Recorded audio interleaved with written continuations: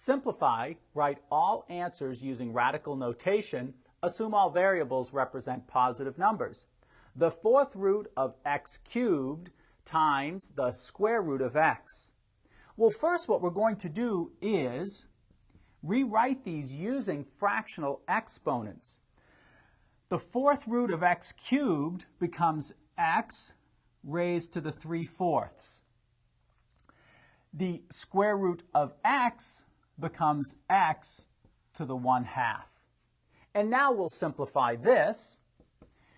When we're multiplying exponential expressions with the same base, we add the exponents. So this would be x raised to the 3/4 plus 1/2. That's going to be equal to x to the 3/4 plus 2/4. And then that's equal to x to the 5/4.